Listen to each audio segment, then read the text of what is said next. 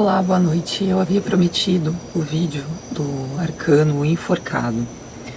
A forma que a gente aborda o tarô, a perspectiva que eu tenho diante do tarô é uma perspectiva espiritual, iniciática.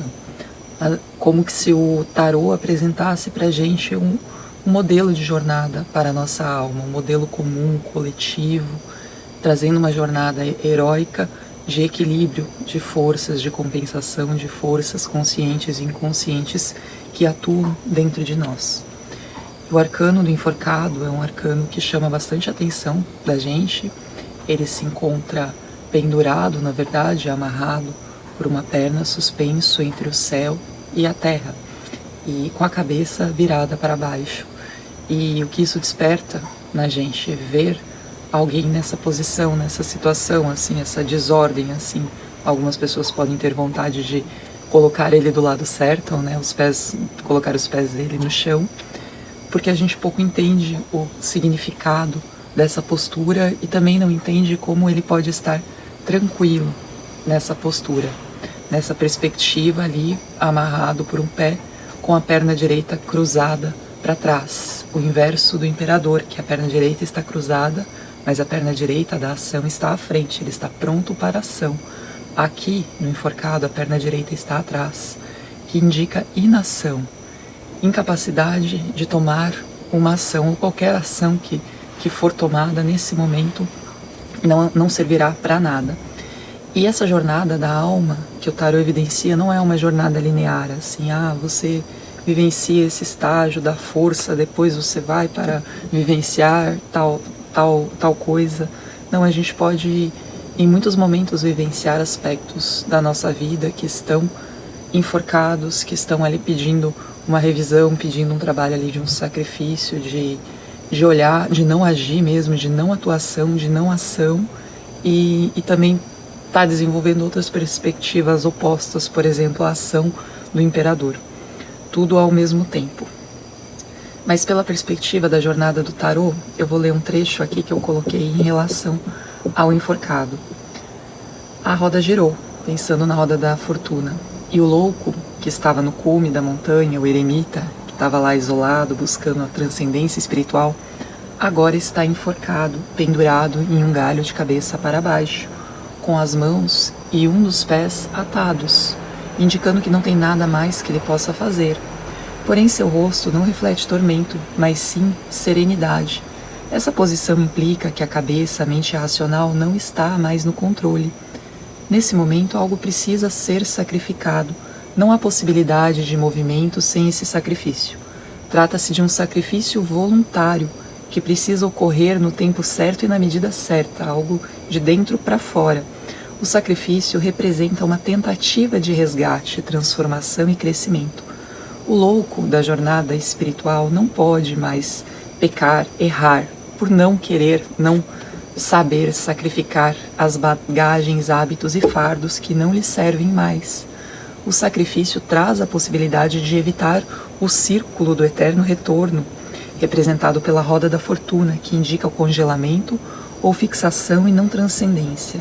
Só existe libertação no processo constante de autoconhecimento se houver entrega e aceitação de algo maior e desconhecido. Então, o enforcado, o pendurado, representa esse aspecto da entrega, do sacrifício, da rendição. E trata-se também de um aspecto feminino. O tarô evidencia muito a importância do equilíbrio entre o masculino e o feminino, muitas vezes, para culturas muito patriarcais, é algo mais difícil de ser vivenciado, aceitado, uma posição de maior vulnerabilidade. Quem vê um homem pendurado de ponta cabeça pode até ridicularizar, assim, achar uma posição vergonhosa, estranha, ridícula. Diferente de uma criança que brinca nessa posição, que desfruta.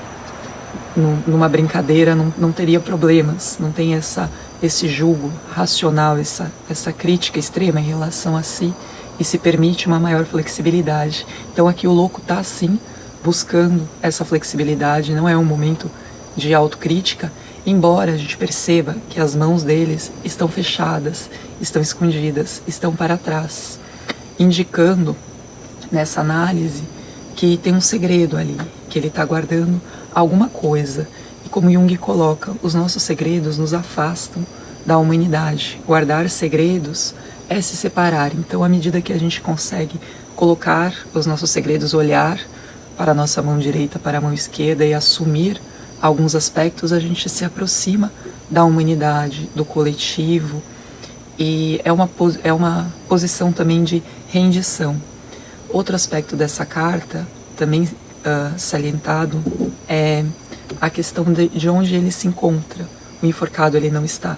Ele está com o pé preso ao céu e com a cabeça voltada como que quisesse ser plantada na terra, como um vegetal. Então, remetendo a um período, essa posição de cabeça voltada para a terra, uma posição de nascimento, uma posição fetal, pré-natal. Então, um período de inação, de gestação de projetos, de balanço interno, assim.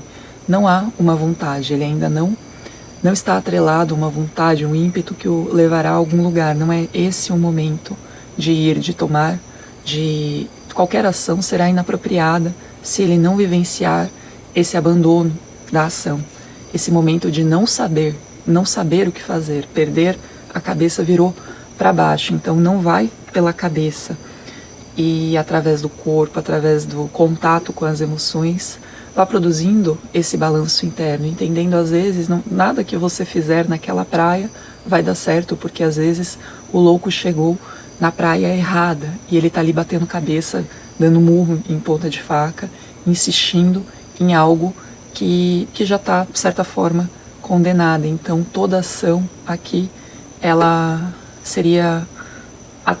atrasaria o processo, porque o principal aqui é a aceitação, é a atitude que a gente fala, que remete ao feminino. Então, é uma atitude introvertida de voltar-se para si, indo no contrafluxo da sociedade, do rendimento, da ação, do mostrar serviço, da vontade, do vai lá, se esforça, dá o melhor, vai lá até que você consegue aquilo, mas esse momento não trata-se de conseguir conquistar aquilo, trata-se de, cara, realmente é isso? Realmente é aquilo? Ou será que eu estou na praia errada? Será que eu estou buscando algo que não é meu? Estou conquistando o sonho dos meus antepassados, dos meus pais, etc. Ou estou tentando provar algo que não faz mais sentido, ter coisas para seduzir pessoas que no fundo eu nem gosto tanto mais delas assim.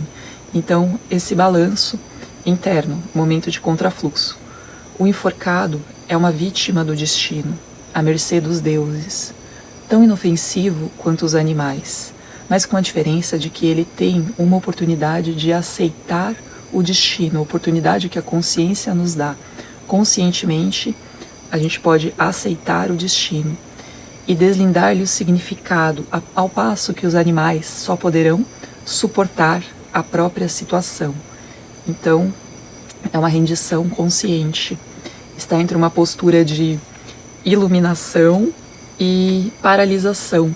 Então, essa paralisação, do ponto de vista da sociedade do cansaço, pode ser vista de forma negativa.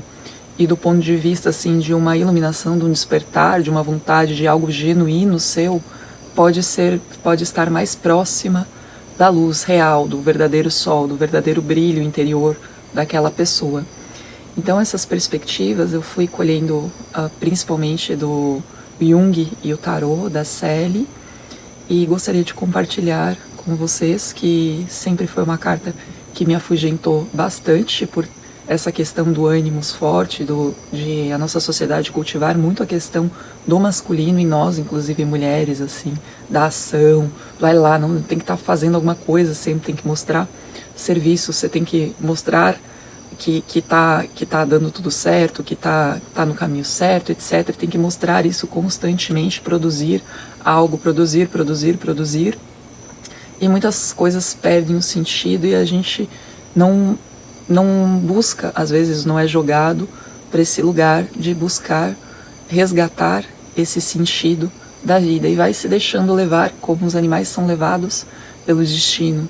Só que os animais vão de forma inconsciente. A gente, quando está sendo levado para algum lugar, ou quando a nossa alma está apontando um caminho, a gente pode vivenciar isso de outra forma, que seria uma forma humana e consciente.